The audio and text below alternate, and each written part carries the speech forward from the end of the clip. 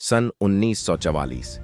Europe अंधेरे में डूब चुका था, लेकिन इसी अंधेरे के अंदर एक ऐसा राज छुपा था जिसके बारे में दुनिया आज तक नहीं जानती। एक सैनिक जिसका नाम किसी रिकॉर्ड में नहीं मिलता। एक मिशन जो अगर असफल हो जाता तो द्वितीय विश्व युद्ध का अंत कुछ और ही होता।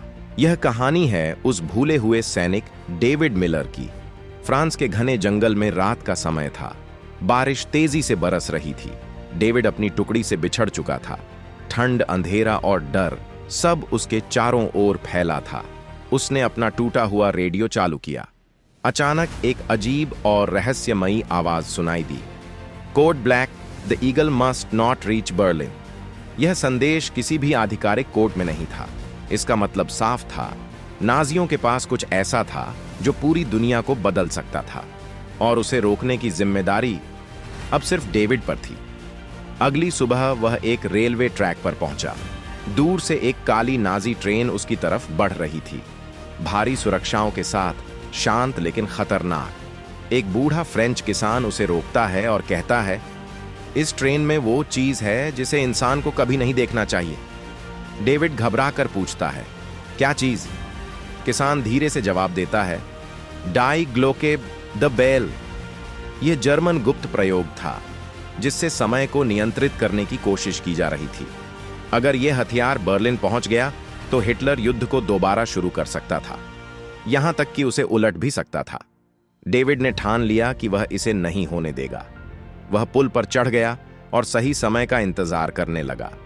जैसे ही ट्रेन नीचे आई, उसने ग्रेनेड नीचे फेंक दिया, लेकिन उसी समय एक नाजी स्नाइपर ने उसके कंधे पर गोली मार दी। डेविड जमीन पर गिर पड़ा। उसकी सांसें भारी हो गईं। नीचे ग्रेनेड फटा। ट्रेन का आगे का हिस्सा उड़ गया, लेकिन गुप्त हथियार अभी भी सुरक्षित था। घायल होने के बावजूद डेविड रेंगते हुए ट्रेन के अंदर पहुंचा। धुआं, आग और टूटे हुए लोहे के बीच वह उस आखिरी डिब्बे तक पहुंचा। अंदर एक बड़ा स्टील का कंटेनर था जिससे बैंगनी रोशनी निकल रही थी। ये था ढाई ग्लोके। अचानक पीछे से जर्मन कमांडर चिल्लाया, तुम देर कर चुके हो, बर्लिन फिर उठेगा।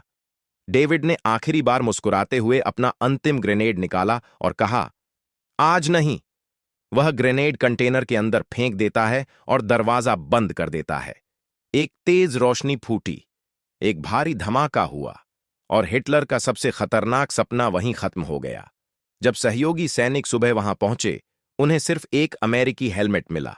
उस पर कोई नाम नहीं था, कोई पहचान नहीं, कोई रिकॉर्ड नहीं, बस एक कहानी जो इतिहास से जानबूझकर मिटा दी गई। एक ऐसा सैनिक जिसने दुनिया को एक भयानक भविष्य से बचा लिया, बिना अपना नाम पीछे छोड़े। कुछ कहानियां इतिहास में लिखी जाती हैं और कुछ हवाओं में घुलकर हमेशा के लिए खो जाती हैं।